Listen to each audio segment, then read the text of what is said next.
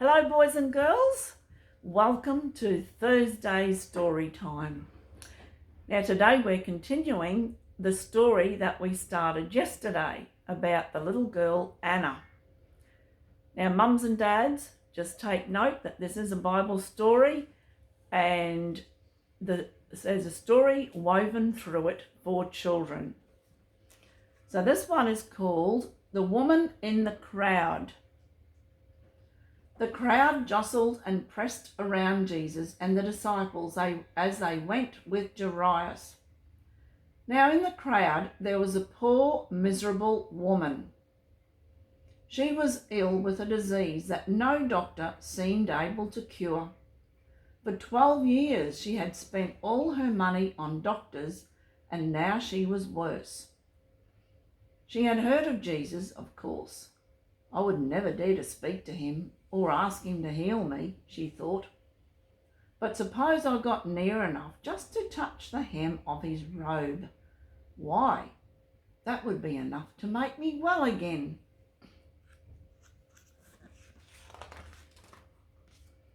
So, as Jesus was walking along with Jairus, this woman made her way closer and closer to him in the crowd. At last, she was just behind him. With a beating heart, she put out her hand and touched the bottom of his cloak. No sooner had she touched it than her body felt strong and healthy. The woman was overcome with joy and wonder. Now she must get away and think of the marvellous thing that had happened to her. But before she could go, Jesus stopped and looked around. "Who touched me?" he asked. "I didn't, Master," said one nearby. "Nor did I," said another.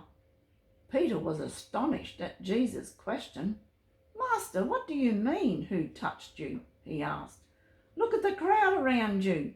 Many people must have touched you." But Jesus knew quite well that someone had touched him on purpose, because he had felt goodness going out of him. Someone had wanted his help and had got it without even asking for it. Who was it? Jairus did not want to stop. "Oh, hurry, hurry," he thought. "There is no time to be lost." The woman felt that Jesus was looking at her. She came forward and knelt down trembling. She told him of her disease. "I knew that if I touched just the hem of your cloak, I would be healed," she said. "Daughter," said Jesus gently, "because you trusted me so much, you were healed. Go in peace." As the woman was slipping away, Jairus saw messengers pushing their way through the people. "Where is Jairus?" they asked. Jairus felt his heart go cold, for the faces of the messengers were sad. "Sir," said one, "do not trouble the master now. Your little girl is dead." Jairus turned in despair to Jesus, tears in his eyes. It was too late after all. Jesus spoke comfortingly to him. "Don't be afraid, only believe in me." He walked on with Jairus and the crowd followed. When he came near the house, Jesus turned and spoke to the people. "Come no further," he said. Then taking James and Peter and John with him, he went into the house with Jairus. As soon as they were inside, they heard a great noise of weeping and wailing. In those days, when anyone died, people were paid to come and wail for the dead. Already they were wailing for little Anna. Jesus could not bear this noise. He knew that the people there had been paid to weep and wail. They were not weeping for Anna from their hearts. "Why do you make this noise?" Jesus asked them. "This little girl is not dead, she is asleep."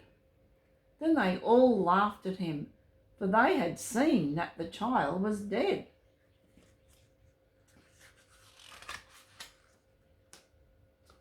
Jesus sent them all away and then followed Jairus into the room where Anna lay. His disciples went with him. The mother was there, weeping bitterly. "You were too late, Jairus," she sobbed. "You did not even say goodbye to our poor little Anna." Jairus looked at her in despair and then turned to Jesus.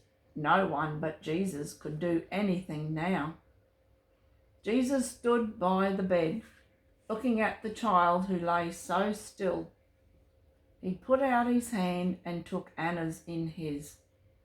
He held it firmly in his warm hand. "Get up, my child," he said. Anna opened her eyes. She sat up, looking all around. She was surprised to see so many people. She smiled at her father. Then she got up from her bed and walked a few steps. Her mother and father could hardly believe their eyes. "Anna," said her mother, "my little Anna." And in a moment she was in the arms of her father and mother. They kissed her and cuddled her, crying for joy. She was alive again. Jesus watched them with gladness. "Tell no one of this," he said to Jairus. Then he turned to Anna's mother. She was quite beside herself with joy. Jesus knew that he must give her something to do for the child. "Give Anna something to eat," he said. The mother went gladly to fetch some food.